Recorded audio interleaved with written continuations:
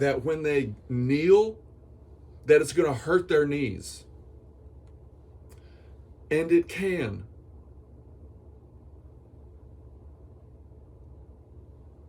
But not if you allow these other points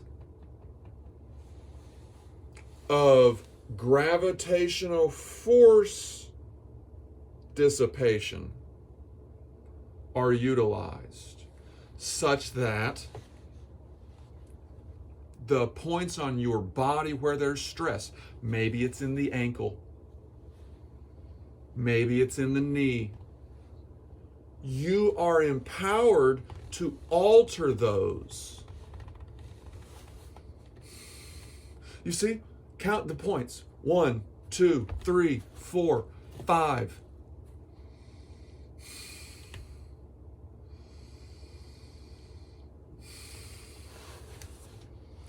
One, two, three, 4, 5, 6.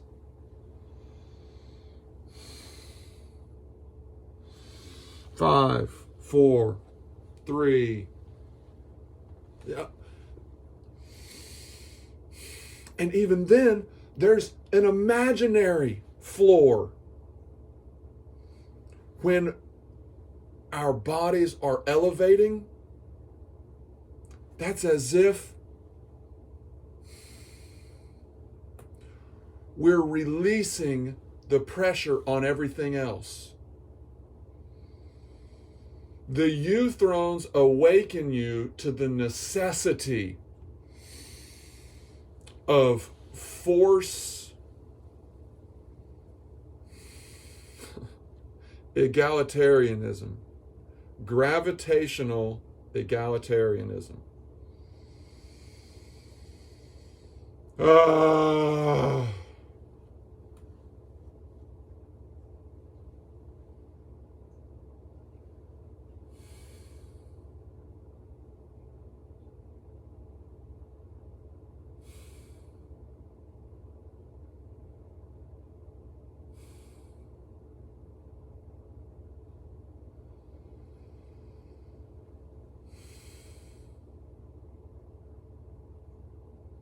This is kind of my default hand position.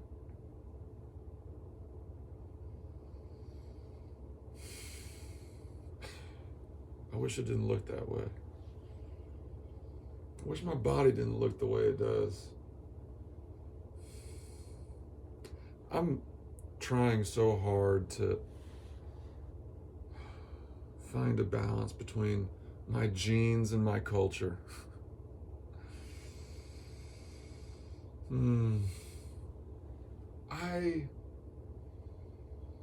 I feel like I can empathize with nearly everyone. My experience in China empowered me to empathize with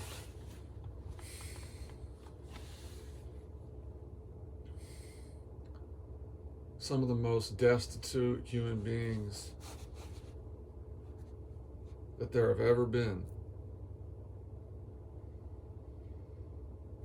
Some of the most oppressed human beings that there have ever been.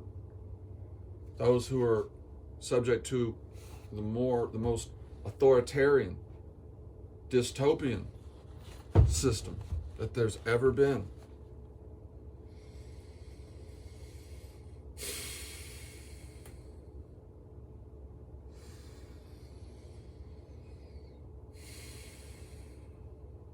My American experience, living in the center of the country, living in a university town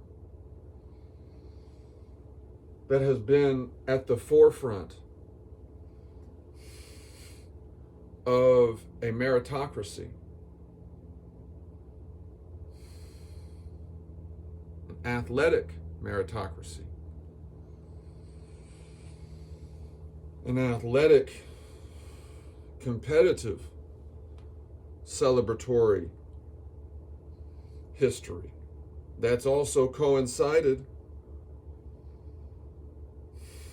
with a great resource heritage. This was Indian territory until they started to discover all these oil wells.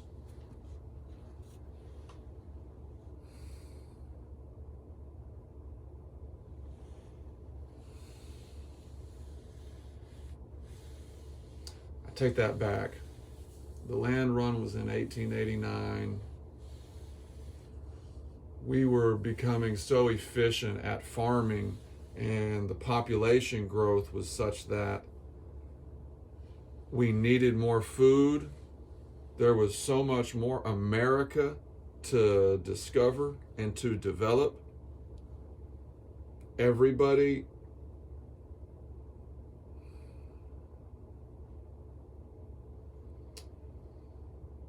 decision maker who supported it in some way must have found a justification, pressured some tribal sovereignty organization somewhere to sign off on something, bribery, corruption.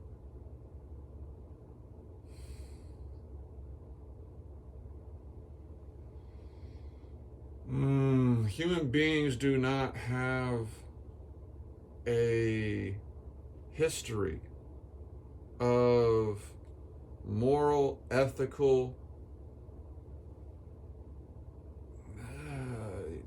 choices and actions. There are a lot sprinkled through history, and typically they are a lot of the moments in which a seed was planted for an eventual change, because the human experience has been trending towards how free can a human life be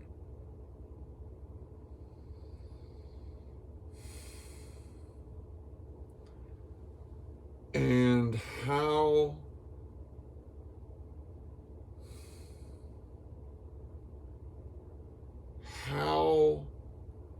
personally restrained, how justifiably personally restrained. Because it has been proven, not just by anecdotes, but by scientific measurement, that when you simulate these survival conditions of temperature,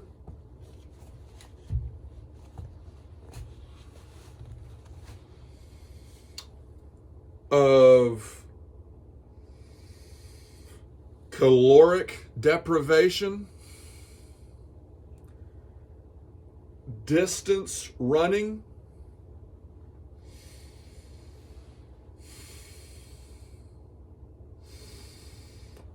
breath,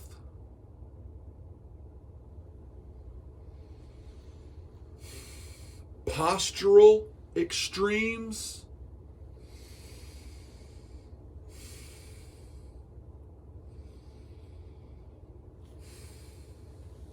some form of hunting, some form of stalking. This is mine.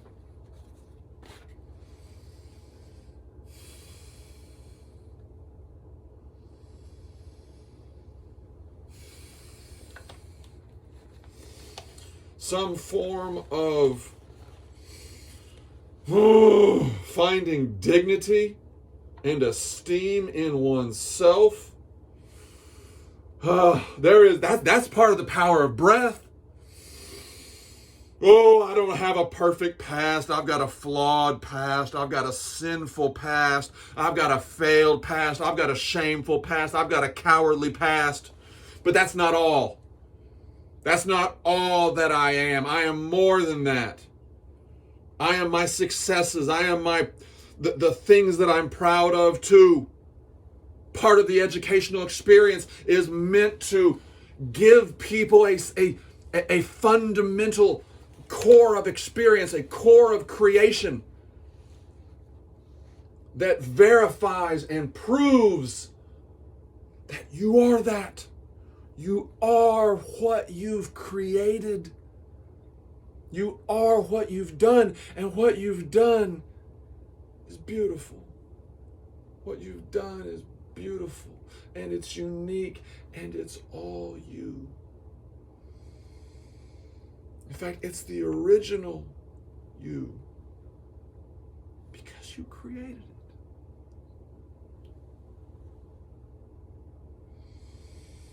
Even if you're a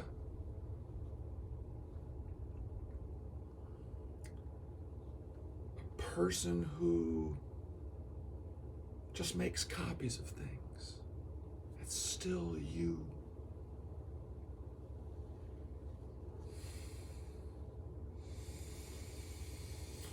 Oh, see, this is another way of aligning.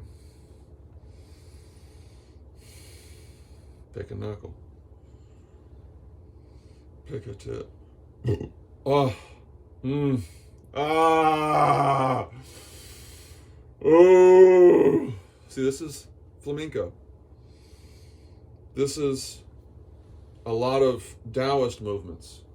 They either come through that center line, or they originate at that center line, or they join, or they end. And there are those centers and points of alignment all over the body. This is one reason why popping and locking. This is one reason why ballet. This is one reason why all forms of dance incorporate specific movements that join the body and are coordinated with breath. You know, there's a reason why there's a tempo to dance. 1 and 2 and 3 and ba, ba, 2, 2. You know, everything has a speed. And the slow motion is what we need. We always need it. Because only when you are intentionally moving slowly are you intentionally speaking slowly.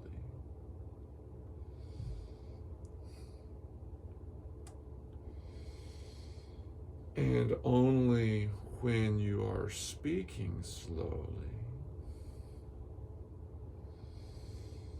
will you be breathing slowly.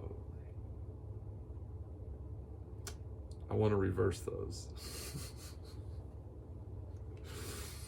Only when you're moving and breathing slowly will you be speaking slowly.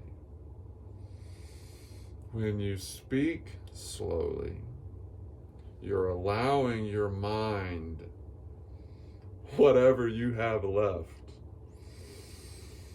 to process the experience around you in such a way that it enables you to experience more of it. It enables you to have the greatest concentration of oxygen, to have the perfect ratio of carbon dioxide, which is important for getting the oxygen onto the hemoglobin and delivered to the cells so that those chemical processes, those cellular metabolic conversions and joinings of what we've consumed, the life that we had to kill to be digested, coupled with the oxygen, at the atomic level, that's where we get those extra electrons that send all these signals. You're a battery. You are a living battery. And your liver